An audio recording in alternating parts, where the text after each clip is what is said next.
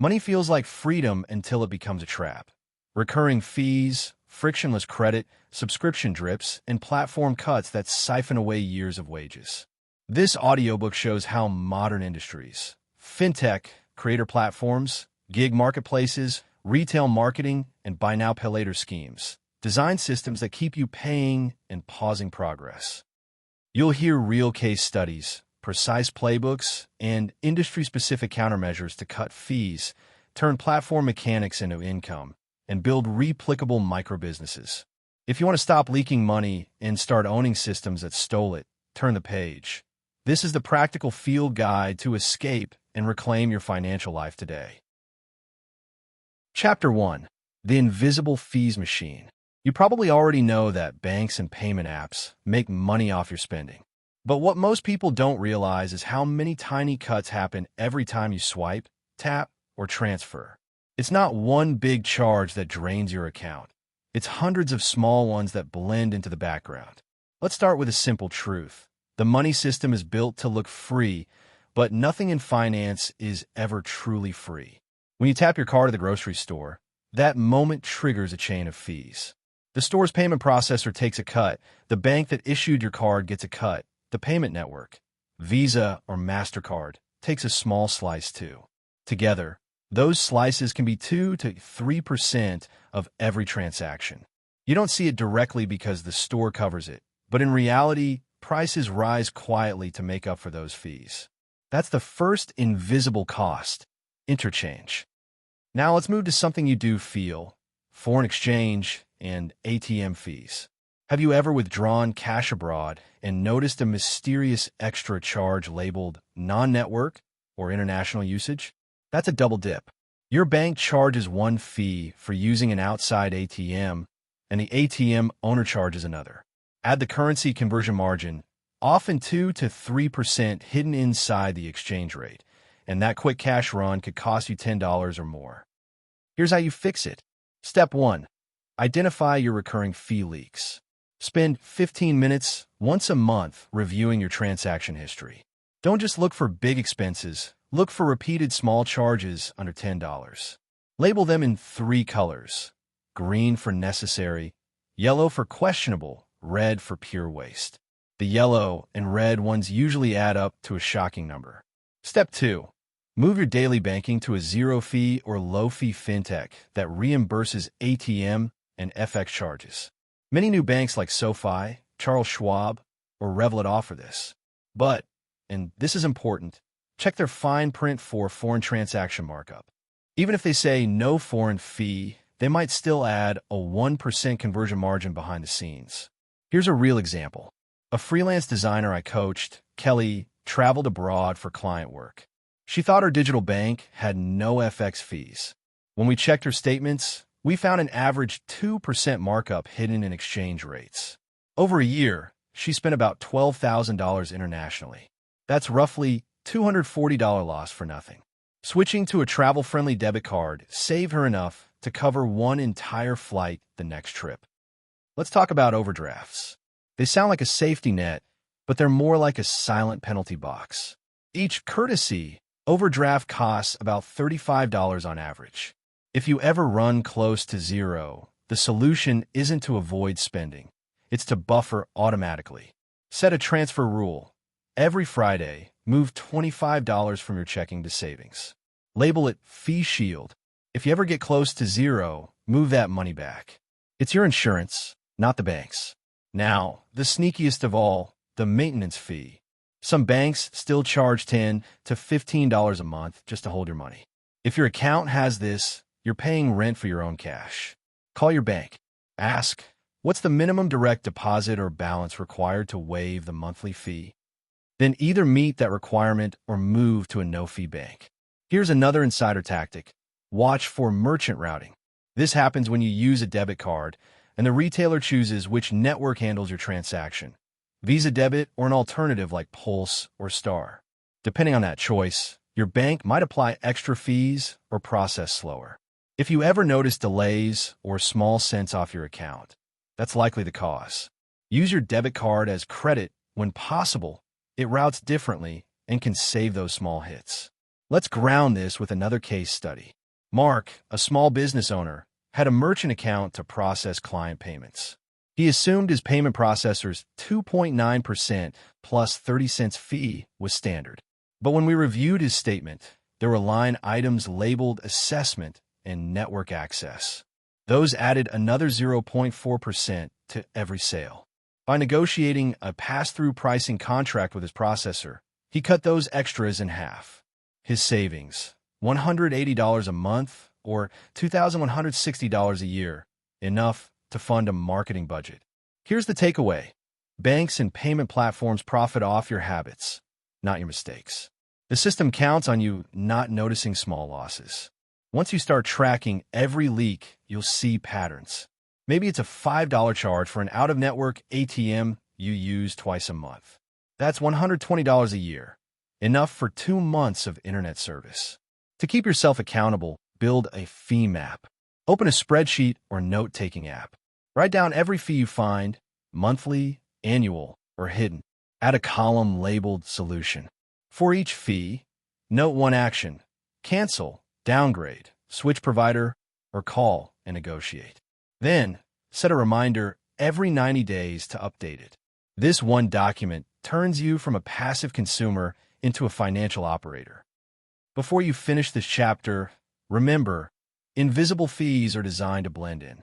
The average American household loses between $250 and $1,000 a year to them. You won't see it unless you look closely. So start with one goal: recover $25 a month. Once you achieve that, double it. Every dollar you reclaim is a silent win. And once you build that awareness, the system no longer owns you. You own it. Chapter 2, Frictionless Credit, BNPL, and FinTech offers. You've probably seen it 100 times while shopping online.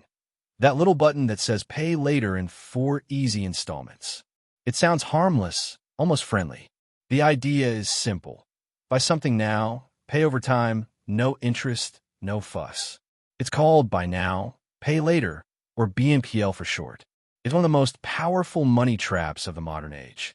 Now, the companies behind it, Klarna, Afterpay, Affirm, and dozens more, aren't just offering a payment plan. They're selling you comfort. They want you to feel like it's smart, flexible, and painless. But here's the truth. These companies use psychology, data, and timing to keep you spending more than you realize. They don't need to charge interest to profit. They just need you to buy more often. Let's take a real example. A woman named Sarah, 28 years old, earns around $3,200 a month. She started using BNPL for small things: a new pair of shoes here, a kitchen gadget there. None of the payments look bad on paper. Just $40 a week here, $25 there.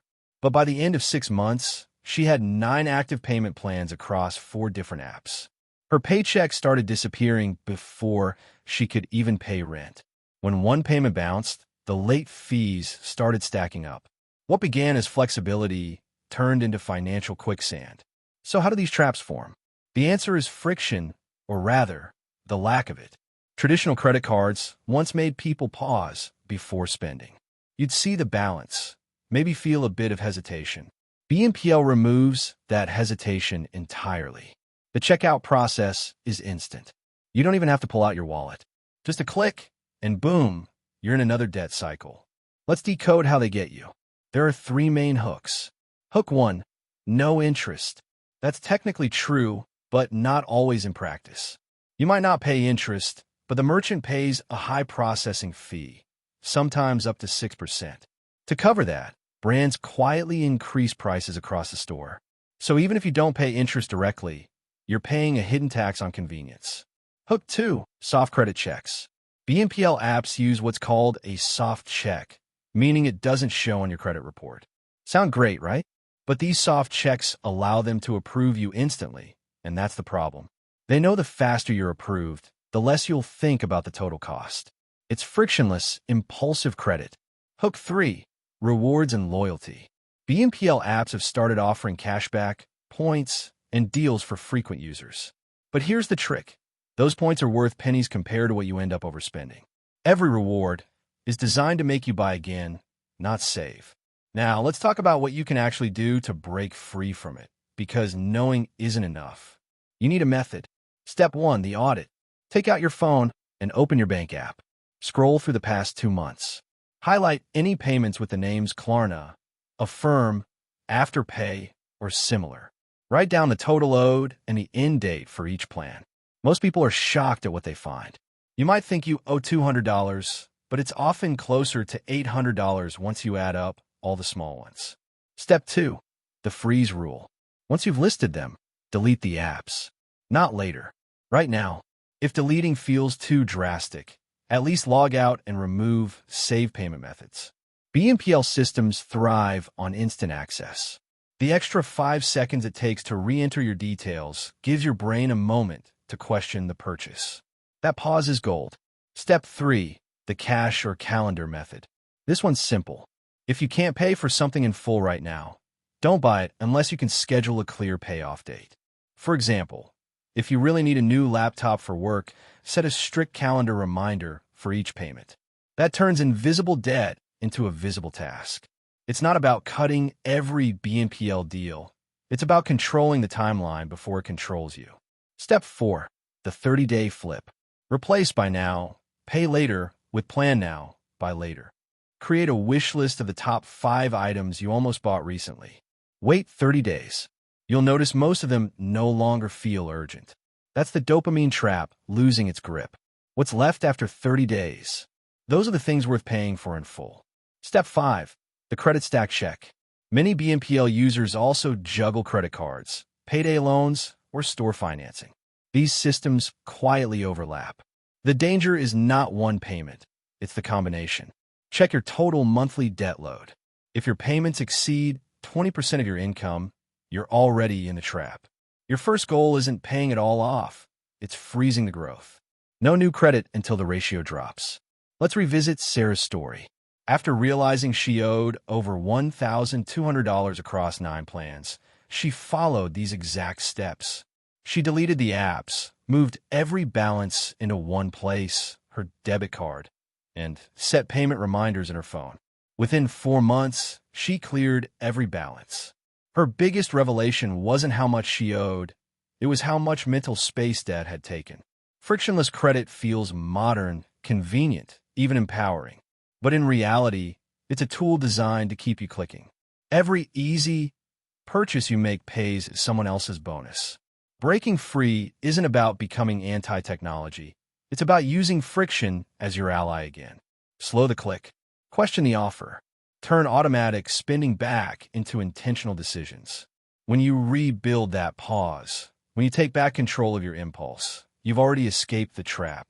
Because true financial freedom isn't about having more credit lines. It's about never needing them again. Chapter 3, the subscription drip. Microcharges that add up. Most people think subscriptions are harmless. A few dollars for music, a few more for streaming, maybe a couple for a note-taking app. You blink, and your bank account leaks money every single week. The truth is, subscriptions aren't just services. They're systems built to make you forget you're paying. Every company knows that once you sign up, the hardest thing to do next is cancel. So they hide renewal buttons, scatter cancel links, and count on your attention slipping somewhere between payday and exhaustion. Let's break the cycle step by step. Start with a 1-hour money cleanup.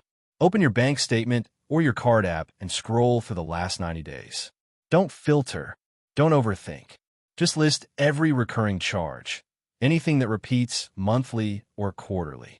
Spotify, iCloud, Dropbox, Netflix, Adobe, the gym, the random meditation app that promised inner peace 2 years ago. Write them all down. You're building what I call the subscription map. Once you have a list, tag each one with a simple code, E, N, or L. E stands for essential, bills that directly support your income or health. Think internet, phone, insurance. It means nice to have. You use it regularly, but you could live without it for a month. L means leak, something you barely use or totally forgot about. This isn't budgeting. This is detective work. You're finding where the companies hid the drips. Now, here's the rule. If you haven't used it in 30 days, it's a leak.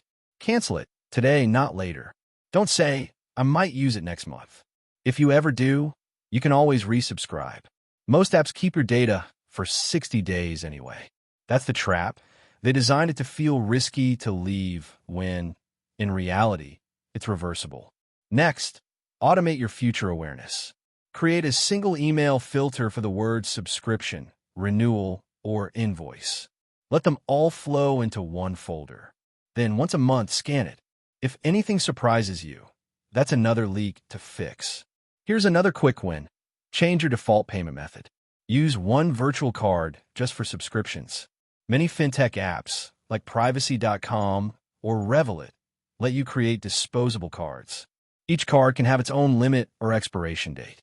The magic is when that card expires, all forgotten renewals simply fail to charge.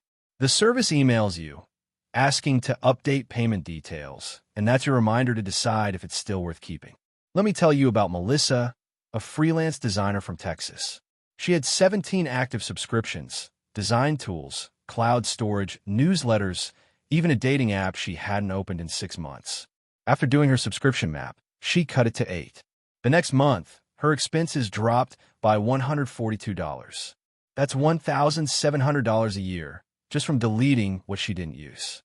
She used that money to fund her first marketing course, which helped her land more clients. The best part? She didn't feel deprived. She just stopped paying for digital dust. Now let's talk about App Store traps. Apple and Google make it ridiculously easy to subscribe, but intentionally confusing to cancel. Always cancel from the same place you subscribed. If you signed up through the App Store, open your phone's subscription section, not the app's website. The app's cancel button usually just sends you in circles. You have to cut it from the source. Here's a simple 3-minute system. Open your phone. Go to Subscriptions. Cancel every trial or renewal you don't remember initiating. Set a reminder for the same day, next month, to repeat this. Do it once, and you'll be shocked how many silent charges you find. Here's another one most people miss. Price creep. Many subscriptions raise prices quietly by 5 to 20% each year. They call it a plan update. Watch for small jumps like $9.99 to $10.99 or $14.99 to $16.49.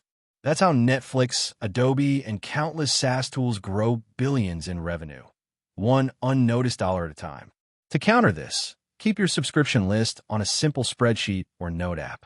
Add a column called Next Renewal and Current Price.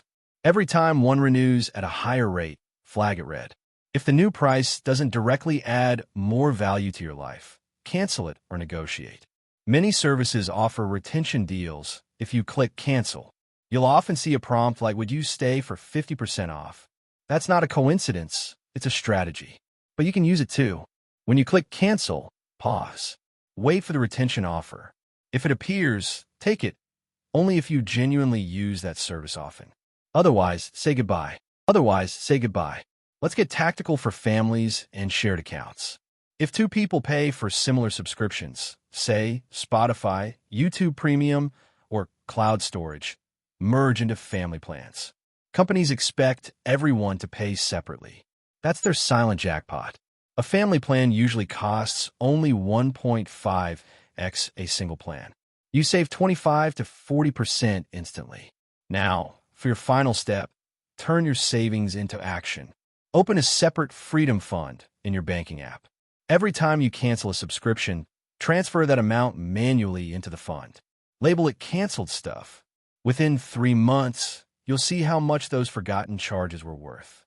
That visual cue changes behavior faster than any budget ever will. So, let's summarize the rulebook.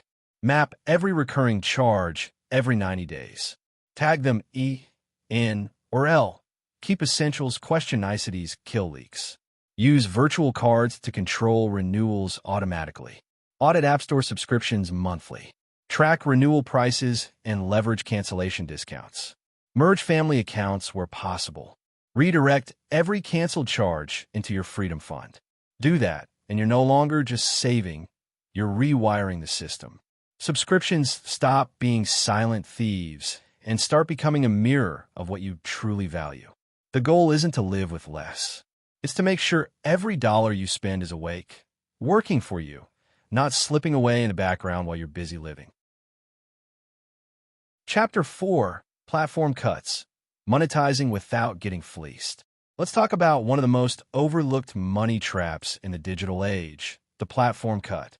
Every time you make money online, selling through an app, freelancing on a gig site, uploading videos, or even getting tips through a creator platform, someone's taking a slice of it. And not a small one. Platforms quietly build their empires from percentages that look harmless until you do the math. 10% here, 20% there, and suddenly, a third of your income has disappeared before it even reaches your account. Here's the reality. Most people never check the fine print. They see a dashboard balance, not realizing the real number after transaction fees, payout delays, and service charges. The trap works because it hides behind convenience. The platform handles payments, hosts your profile, promotes your work, and gives you tools, but in return, it slowly eats into your margins. Let's break this down simply. There are three main ways platforms take your money: processing fees, platform commissions, and payout friction. Processing fees come from payment providers like Stripe or PayPal. These are usually around 2.9% plus a small fixed fee per transaction. Not terrible, but they add up fast if you have lots of small sales. Platform commissions are the big one. That's the percentage the host takes, whether it's Etsy, YouTube, Fiverr, or Patreon. These can range anywhere from 10% to 50%, depending on the model. And then there's payout friction. That's the delay, minimum withdrawal thresholds, or international transfer costs. Some platforms hold your earnings for a week, others a month. That's your cash flow, frozen. Now, let's move from problem to action. How do you beat the platform cut? Here are 4 simple, actionable moves that anyone can use, whether you're a freelancer, a seller, or a small creator. Step 1. Always track your true payout percentage. Don't rely on the gross number. For every $100 you make, calculate what actually lands in your bank. If you receive $85, your true payout rate is 85%. Now you have a baseline. Keep this number visible. Write it on your whiteboard, in your notes, or on your desktop. That percentage is your business's pulse. Step 2. Move part of your audience off platform. This doesn't mean breaking rules. It means owning your relationships. Let's say you sell digital art on Etsy. Every sale includes an email confirmation. You can encourage buyers to follow you on your own site for exclusive bundles or discounts. Over time, those people become your direct customers, not Etsy's. Here's a quick story. A small jewelry seller named Rena sold everything through Etsy. She was making around $3,000 a month, but Etsy was taking 15% in total fees. After 6 months, she set up a simple Shopify site, just a homepage and a payment link. She started adding a small note in each order: "Join my VIP list for early drops." Within 3 months, half her sales came from her own site. Same customers, but her profit margin grew by 20%. That's the power of owning your channel. Step 3. Stack your revenue streams. Never rely on one platform. Think of them like lanes on a highway. If one closes, you still have another way through. For example, if you're a content creator on YouTube, add Patreon or a digital download shop. If you're freelancing on Fiverr, build a simple portfolio website and start messaging clients directly for repeat work. You don't have to leave the platform. Just diversify your routes. Here's a good rule. No single platform should hold more than 60% of your income. Once you cross that line, you're too dependent. Step 4. Build direct payment options early. Even if you're not ready to leave a platform, set up a way for people to pay you directly. PayPal.me, Stripe Link, or Wise. Make it easy, professional, and consistent. When clients ask, "How can I support you directly?" you should have an answer. A podcaster named Luis did exactly that. He used to rely entirely on a platform that took 30% of his listener tips. He created a simple landing page with a direct link to Stripe and pinned it in his episode notes. Within 2 months, 40% of his supporters switched to paying him directly. His income went up by $600 a month without recording a single extra episode. Bonus tip: reinvest your recovered cut. Don't just let the extra money sit idle. Every dollar you save from platform fees can build something that earns more. Use it for email tools, better production, ads, or software that automates work. That's how small creators quietly scale up. Let's be honest, platforms aren't evil. They're smart. They trade you visibility for dependency. But your goal isn't to quit them, it's to outgrow them. Use them to attract attention, then convert that attention into ownership. Remember this simple formula. Platform equals reach. Ownership equals profit. You need both, but only one of them pays you forever. So start small. Track your real payout rate. Build a basic off-platform presence, a website, an email list, or a direct checkout link. Diversify your income streams, even if it's just adding one new lane. And every time you see a platform fee, don't get angry. Just see it as a number you can reclaim. Because the truth is, escaping the platform trap doesn't take big money or big moves.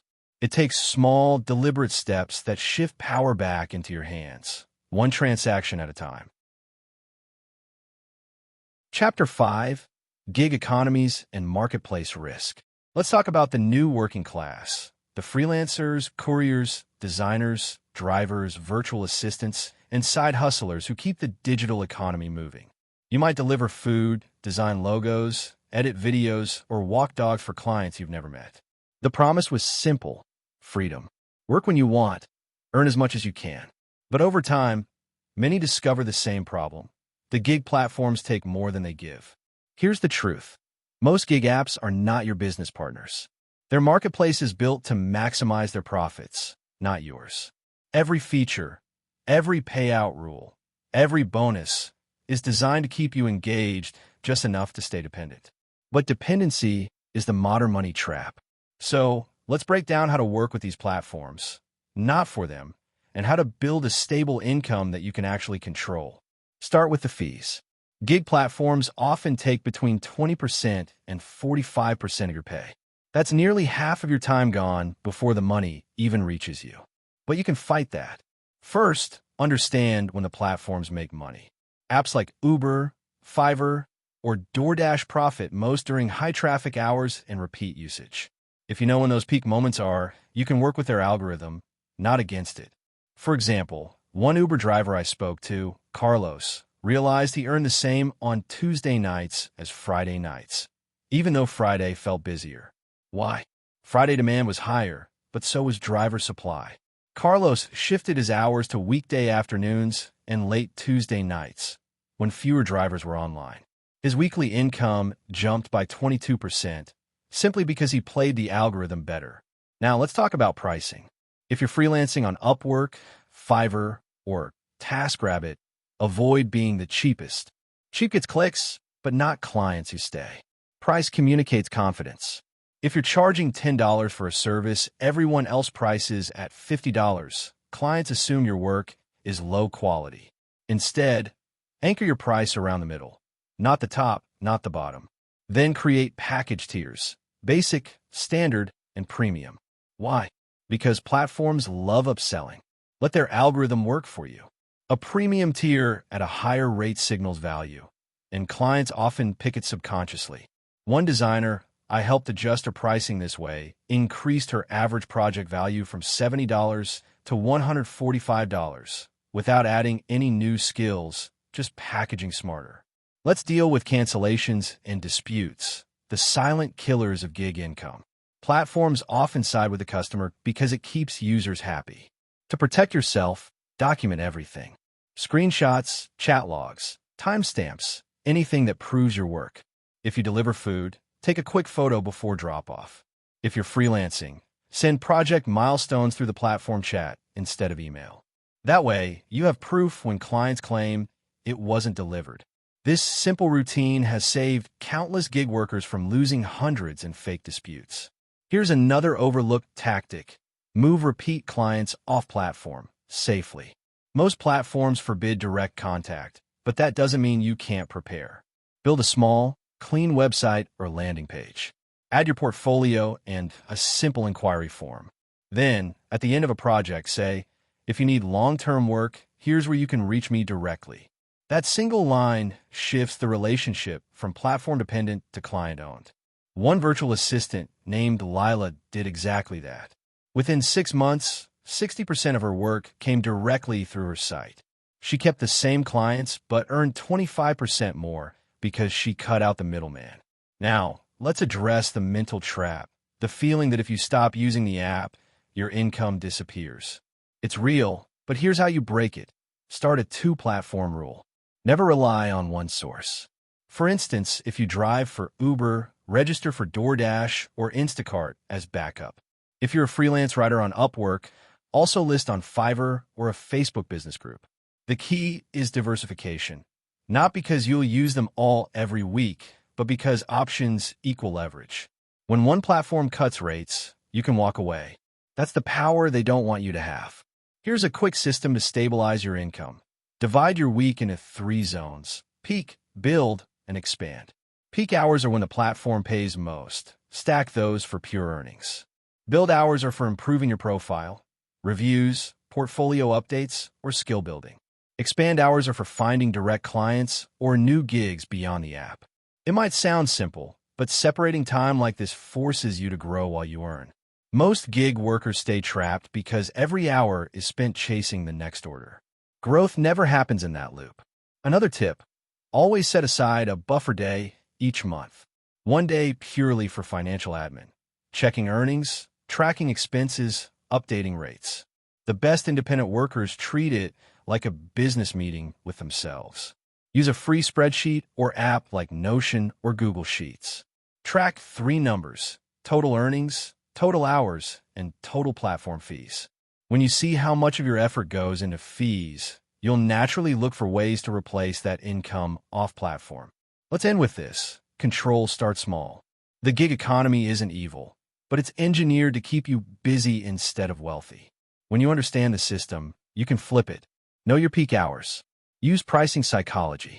Move good clients into your own circle. Keep records. Track your numbers. And above all, never let one platform become your only paycheck. Freedom isn't found in the app. It's built outside of it. Chapter 6: Retail Psychology and Dark Patterns. Let's talk about how retailers make you spend money without realizing it. You might think you're making free choices, but you're walking through a maze they've designed, one where every corner is built to make you spend a few dollars more. And the scary part? These aren't random tactics. They're tested, refined, and built right into the apps, emails, and websites you use daily. Let's start with the basics: urgency and scarcity. Ever seen that little red line under a product saying, "Only 3 left in stock," or "Sale ends in 2 hours"? 90% of the time, that's not a real shortage. It's code running on a timer to make you panic buy. Online stores use algorithms that simulate demand, because when you think something's about to run out, your brain jumps into act now mode. Rule 1: if a countdown clock or low stock notice pressures you, stop for 30 seconds. Refresh the page after a few minutes. If that "only 2 left" still says the same thing, it's fake scarcity. Take that pause, and you'll often realize you didn't really need the item in the first place. Next, price anchoring. This one's everywhere, especially in e-commerce and retail apps. You'll see a product listed at $99, slashed down to $49, with 50% off in bold letters. That higher price is often never meant to sell. It's a decoy. The retailer sets an inflated original price just to make the current one look like a deal. Rule 2: don't look at the discount percentage. Look at the market price. Open another tab. Check the same product on a competitor's site or even Amazon. If it's roughly the same, then it's not really a discount. You've just dodged what I call the anchor trap. Here's a real example. Case study: Jasmine, a 29-year-old freelance designer, used to love online flash sales.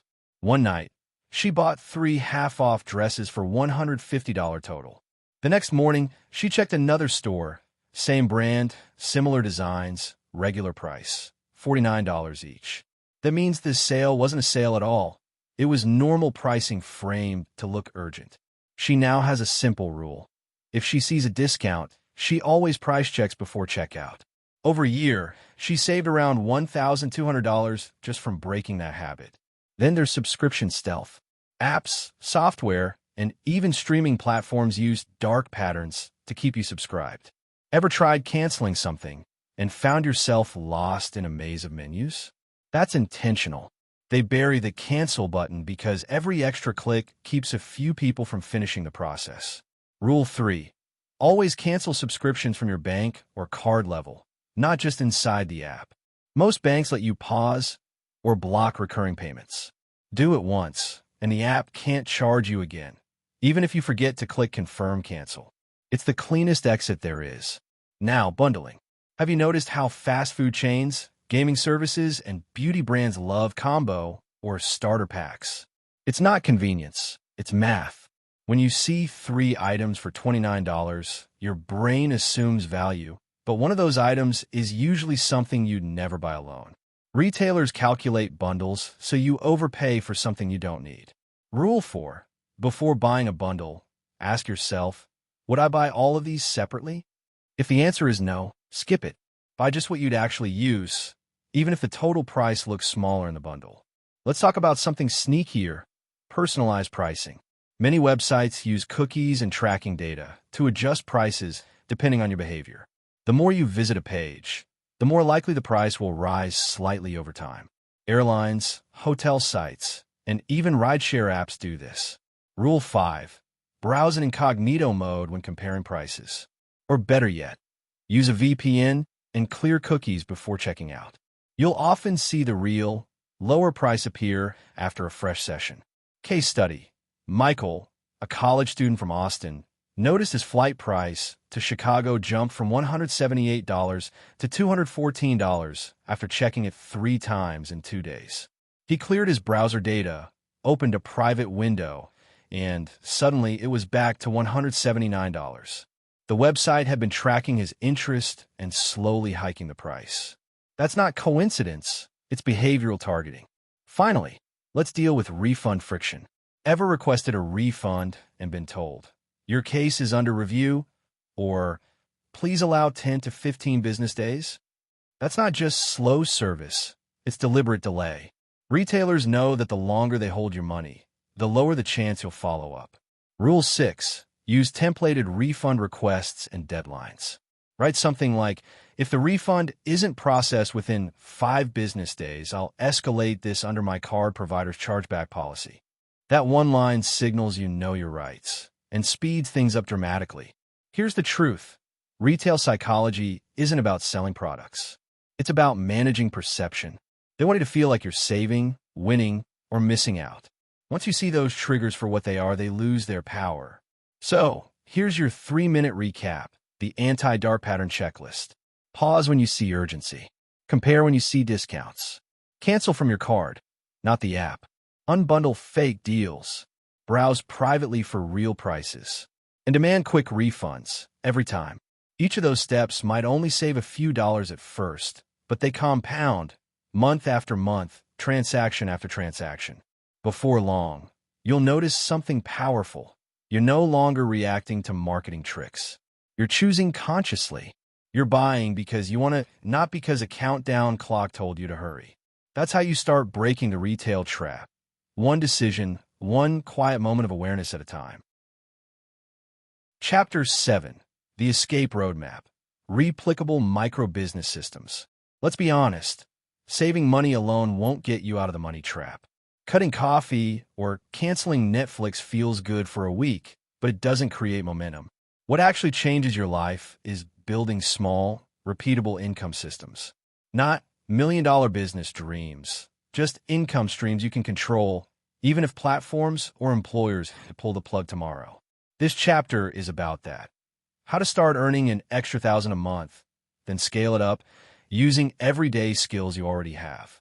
No jargon, no theory, just clear steps that work. Here's the big idea. You need one active stream that pays you for time and one semi-passive stream that earns while you sleep. The first builds cash flow. The second builds breathing room. Once both exist, you start stacking. The goal isn't to get rich overnight. It's to stop feeling like your finances depend on someone else's system. Let's start with Stream 1, service arbitrage. That's a fancy phrase for connecting people who need something done with people who can do it. You don't even need to be the expert. You just organize the exchange. Take Alex. He noticed local cafes in his town struggled with Instagram content. He wasn't a photographer, but he knew a few freelancers on Fiverr. He offered each cafe a monthly content package for $300, 10 photos, and 5 short videos. Then he paid freelancers $120 to produce it. Alex handled messaging, scheduling, and pickup. That's $180 profit per client per month. Within 3 months, he had 5 cafes, roughly $900 extra monthly, just by managing the workflow. How can you replicate that? Pick an industry you understand. Salons, gyms, small restaurants, real estate agents, anything you could talk to easily. Write a short list of pain points you've noticed. Slow social media, outdated flyers, bad product photos, no Google reviews. Choose one service that can be done online and outsourced cheaply. Graphic design, posting, photography, captions, simple web pages, email replies, whatever fits. Your rule: charge 2x what you pay. Handle communication like a project manager. Keep clients happy and pay freelancers on time. You'll spend around 3 to 4 hours per client per month, and every client can net you $150 to $300. That's steady income, no algorithm needed. Now, Stream 2, a low-effort digital product. It doesn't need to be fancy. A 10-page guide, spreadsheet template, or short video mini-course can sell over and over. Case in point, Maria, a dental assistant, built a $12 ebook called 30-Day Smile Care Plan using Canva. She shared it in Facebook groups where moms discussed kids' dental care. After a few days, she made her first $48. After a month, $500. She didn't advertise, just answer questions and drop her link politely. Her ebook keeps selling, and she updates it once a year. That's income that doesn't depend on her working extra hours at the clinic. Here's the rule: if it solves one specific problem and saves time or money, people will buy it. Forget perfect. Create, upload, and test. Use platforms like Etsy, Gumroad, or PayHip. They handle payments automatically.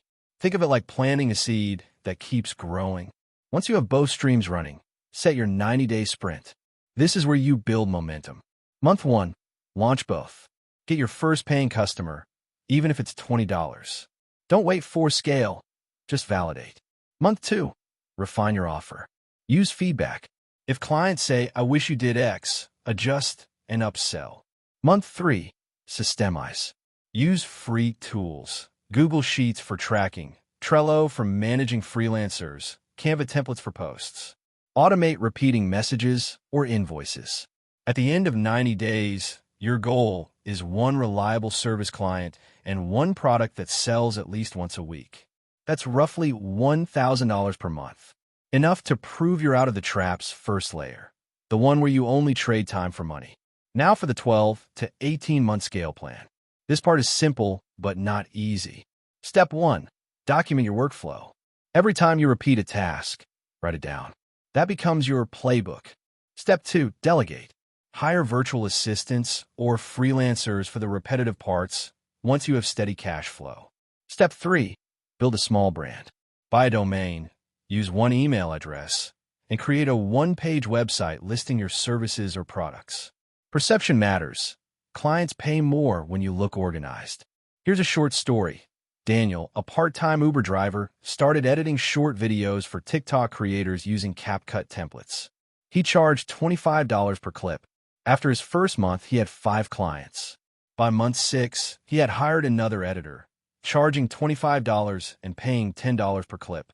Within a year, Daniel was earning $3,800 monthly, while still driving part-time, just because he built a repeatable system. Finally, let's talk about reinvesting the wins. When money starts flowing, don't rush to upgrade your lifestyle. That's how traps reset. Instead, use the 50-30-20 rule for your new income. 50% to build savings or emergency funds, your cushion. 30% to reinvest, ads, better software, or small hires. 20% to enjoy, guilt-free spending so you stay motivated. Within 18 months, the aim isn't just more income. It's independence from fragile systems. You'll have your own mini economy that works even if your employer cuts hours or platforms change rules. So here's your closing reminder. Escaping the money trap doesn't require luck or a massive business idea. It requires predictable, controllable systems that you build, refine, and own. Start small, automate fast, and never depend on a single source again. That's not just breaking free, it's staying free.